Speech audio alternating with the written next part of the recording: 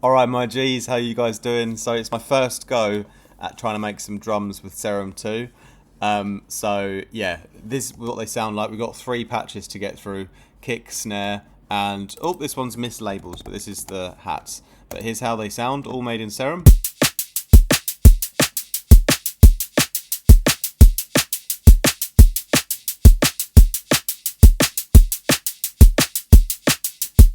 All right, so pretty nice and powerful. I'm definitely happy with the snare. Sorry, I'm definitely happy with the kick. I'm definitely happy with the hats. I'm still like not 100% happy with the snare, but it's definitely good enough. But yeah, I only spent about 20 to 30 minutes making these patches, like in total for all three. But I wanted to show you like how I synthesized them anyway, because yeah, I do think they sound pretty good. So the kick drum. Basically, for both of the kick and snare, a lot of the key things is basically running them through a quite heavy amount of distortion.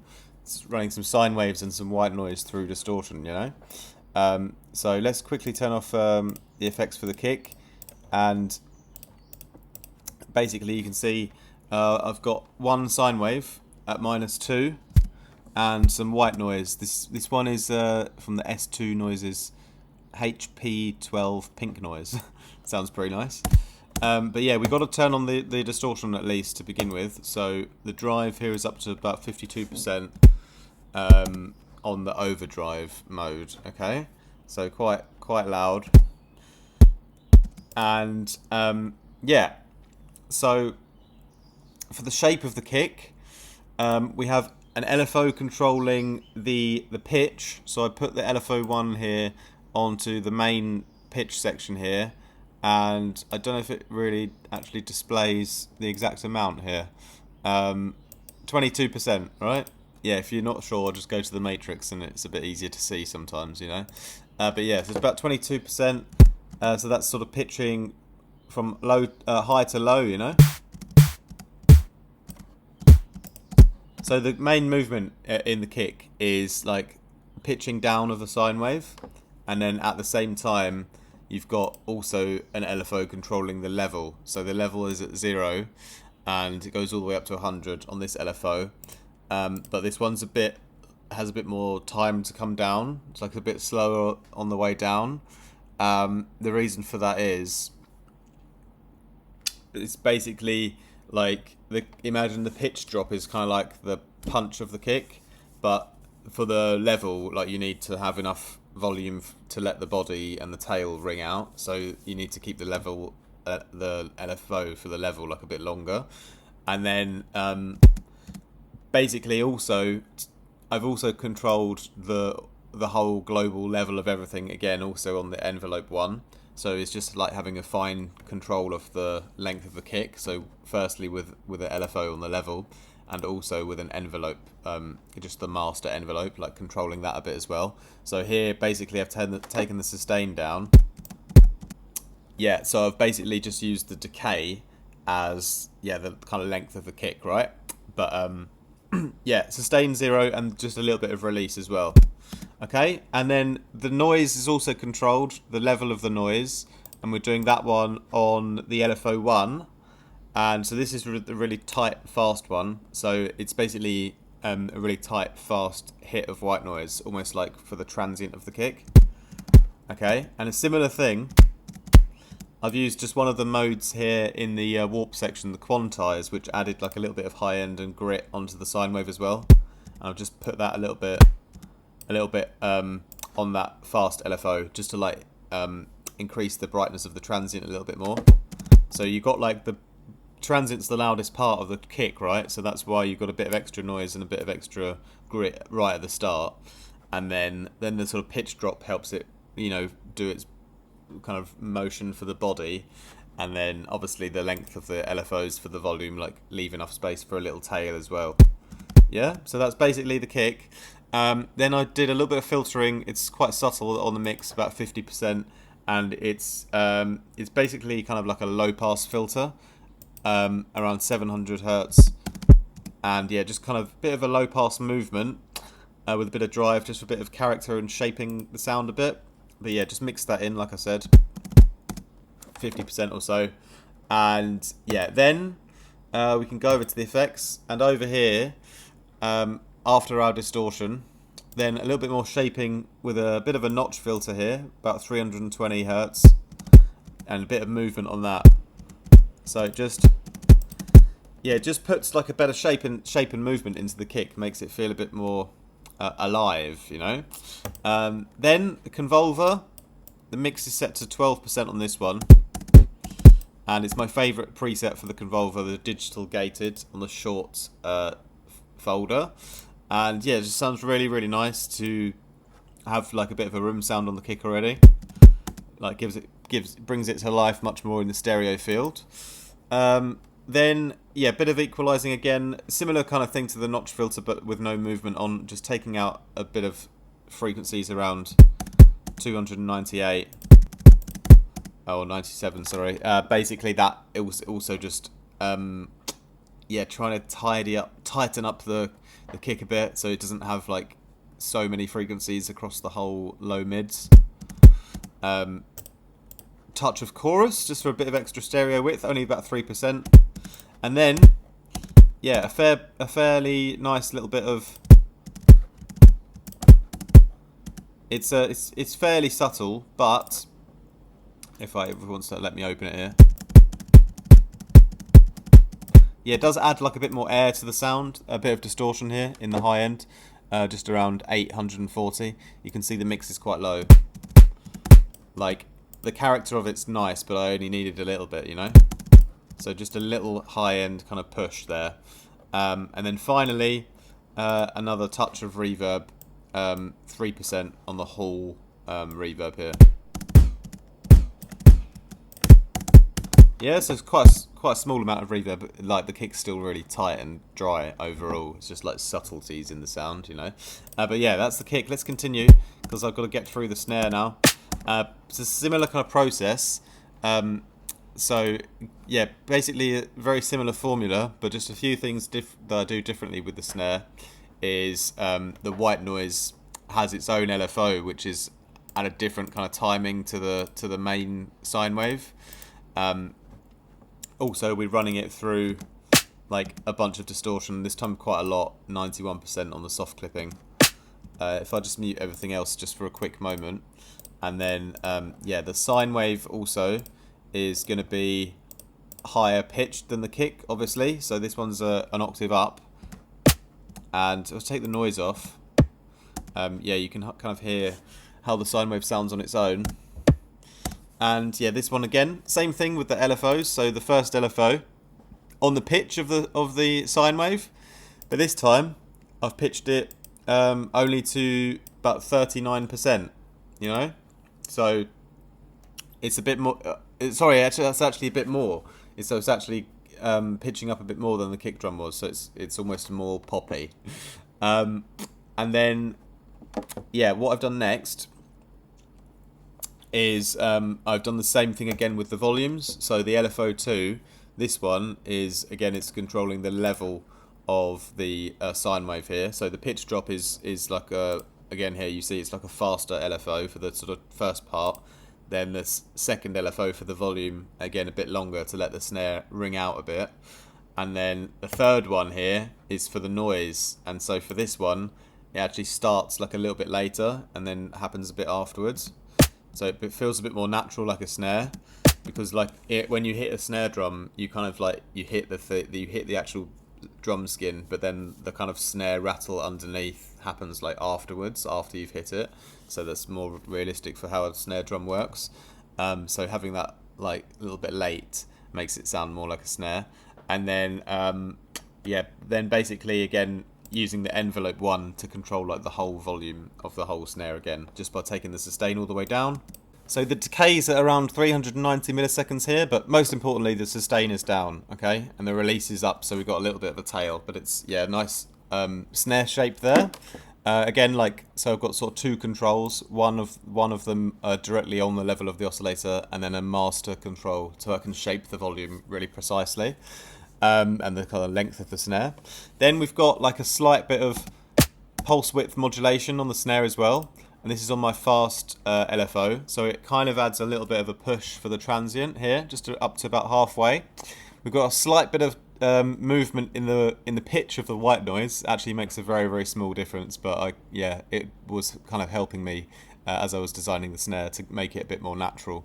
And then we can move on to the notch filters here. So yeah, really bring the snare to life by driving up the filter quite high. It gives it quite a lot of volume, and then having that movement in the mids, like in the giving that sort of more shape to the snare by having a bit of movement with that notch filter, starting at around 370 and kind of going down a little bit, and then setting the output of that to filter 2, which is sort of a low pass, but it's mixed in a very, very small amount, and it's actually so subtle. It's kind of like a little high-end movement as well.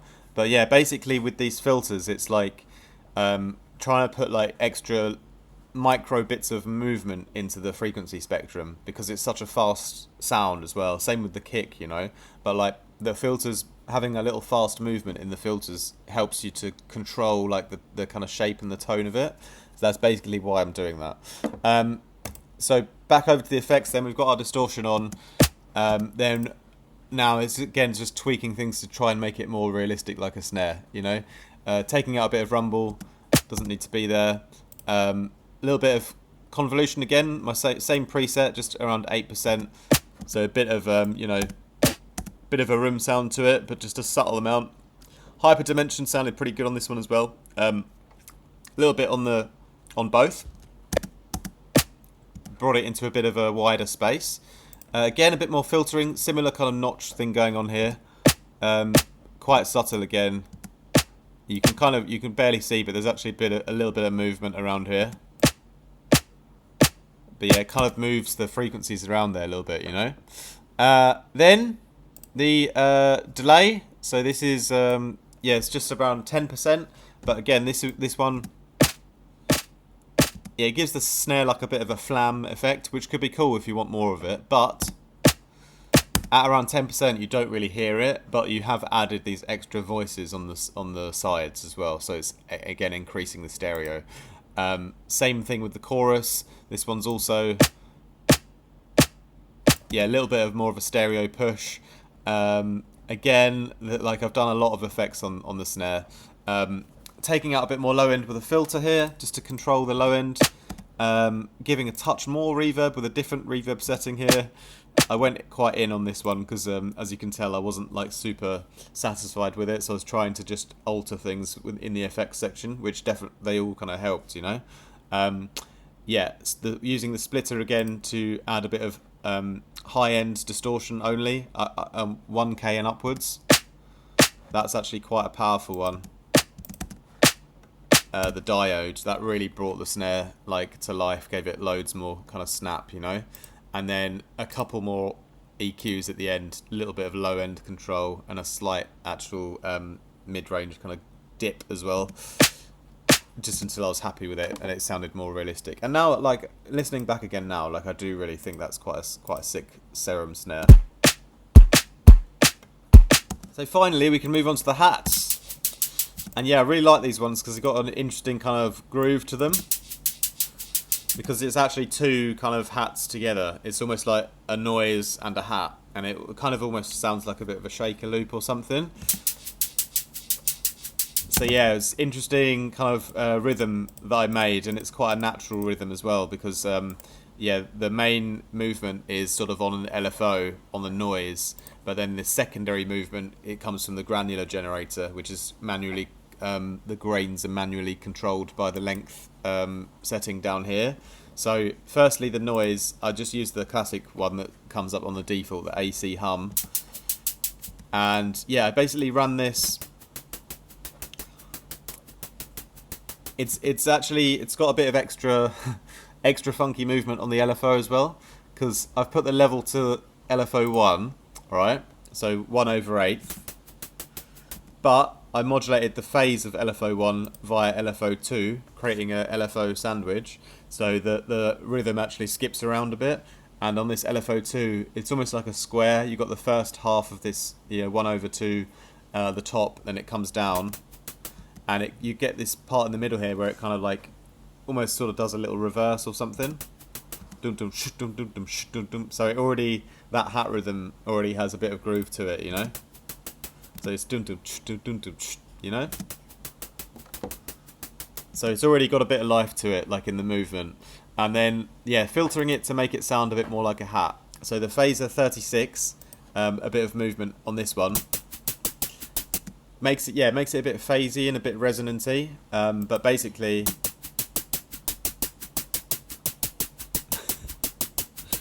basically like adds some nice movements in there, right? But it doesn't really feel complete yet until we actually take out the low end, because we don't need that in the hat, So going up to around 2000 hertz starts to make it feel a lot more like a real hat. But again, as I mentioned, I added in this granular sample, and this actually is a sample of an actual hat. But on this guy, you just got a bit of movement on using the length here, so the grains are just basically sort of repeating. So the manual mode is on for this hat, and then basically when that's on, and you can just use the length to control how fast the repetitions are, and the position is down at 0, so it's sort of starting at the beginning of the sample. All right, so that the whole rhythm on that is just done in this granular part here, and I've just applied like a high pass filter in the actual granular warp mode as well. It just takes out like a little bit of low end. It's just quite subtle, but together with the noise, like the hat sort of sits in the sort of gaps almost between the noise, So you got like a kind of counter rhythm going on, But that runs like through the filters as well. And then, we can go over to the effects then. So a bit of chorus first. A bit higher here, 27%. A bit higher than it was on the snare, for example. Similar reverb setting with the convolver. My same favourite sound, just 14%. Bit of hyper dimension again. Just the hyper on this one. A bit more filtering, a bit of a notch filter going on. Got a bit more realistic when I applied that one again. Just again using a similar technique of applying movements in the spectrum somewhere to try and kind of dictate the tone and character. Touch more reverb again here. I've used the whole mode, but quite a small amount, 9%. And then the equalizer one more time just to take out a bunch of low end. And there you have it. Really, that's basically the hats. And I think they fit quite well with the kick and snare. But man, those kicks and snares sounded really punchy actually. The more I listen to them, the more I like them actually. But that's sorry if it was the long-winded explanation. I tried to cover the key points. You don't have to get it perfect. You don't have to use the same exact formula. As long as you basically pitching your sine waves and controlling the amplitude of them, and doing a similar thing with your noise, then you can create many different types of kicks and snares using that formula, and using a lot of effects to fine tune it to make it slowly more and more realistic, But that's it for today, my G's. That's my Serum drum tutorial. Hope you guys enjoyed it. May I remind you as well, if you want any mixing or mastering work done, then feel free to email me. And if you want production lessons, you can also access links down below in the description of the videos. And if you want any preset packs for Vital, Phase Plant and more, head over to my website, and there might be a Serum one coming very soon as well. Alright, that's it from me today, my G's. Much love, more from me soon. Ciao, ciao.